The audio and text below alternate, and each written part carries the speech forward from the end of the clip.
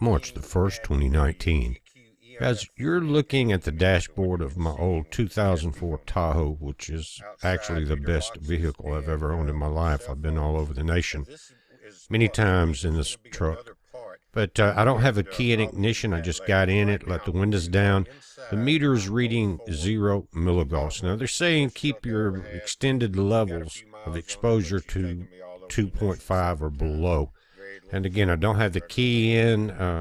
This is an older style vehicle. I don't have Wi-Fi or Bluetooth in the vehicle. So the newer ones that do have that, you're just increasing your exposure. But anyway, I'm going to put the key in. We're going to take a look at the differences. Again, I've got it very close to the panel. It's going to be the strongest there as far as the electromagnetic field that's being generated by the electronics in your dashboard, which are coming, via your alternator, via your electronics, through your battery, at DC back into your, to run the entire vehicle. Here, your radio, your speakers, things like that are going to generate it. Now, you look at it 2.1, I've got the phone on, and I just got, as I got closer to the meter, you can see it reading it, just this phone, just the camera at that distance. But again, I'm going to put the key in. We'll watch that happen.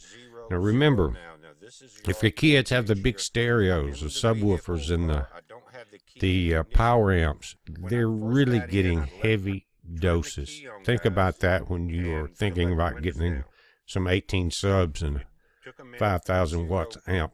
Anyway, let's put the key in. I'm not going to crank it yet. I'm just going to turn the ignition on. This is setting close to the dashboard. And you can see 12.7, 12.4 is starting to rise. You're getting all of the energy from, again, when you turn that key on, it powers up your system. So you see that.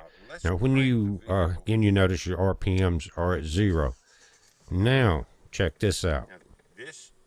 Turn the key all the way on, crank the truck, 64, 58.6. You can watch as it changes there, but it is drastically different once you crank this car. Now, as you move it back, and I'll show you, away from the dashboard itself, and get it back down to about the steering wheel where your arms and hands are exposed, it cuts this down probably about 75%, but we'll look at it. Also, if you rev the engine, notice as we go through the video, on the left, the RPMs there, watch your EMF exposure, the amount of electromagnetic field radiation generated. It rises, so as you go up to about 70, 75, whatever you're driving at, and as you're accelerating, then you are increasing the exposure. Again, back at the steering wheel, not that big of a problem, but you're still going to be at around 12 to 15 milligauss. That's in this vehicle. I will do one on my wife's vehicle in the next day or so. She does have Bluetooth and navigation, things like that. We'll look at the difference inside, but it's bad enough here. Now, one of the things I want to point out, and I'll show you in this video, is that even though you come back to your hands on the steering wheel level, that's more exposure than you need. But we talked about chronic fatigue syndrome in the last video and some of the videos that were taken down last year. And it occurs as you drive your vehicle. You can think, well, you shouldn't be that tired to drive 30 minutes or 45 minutes. And you get off work, you feel great. By the time you drive through traffic, get home, or drive a distance, you're exhausted. This causes chronic fatigue syndrome. Now, back at the steering wheel, again, 10, right in there. Notice I'm not accelerating the engine, so that's going to increase as you drive.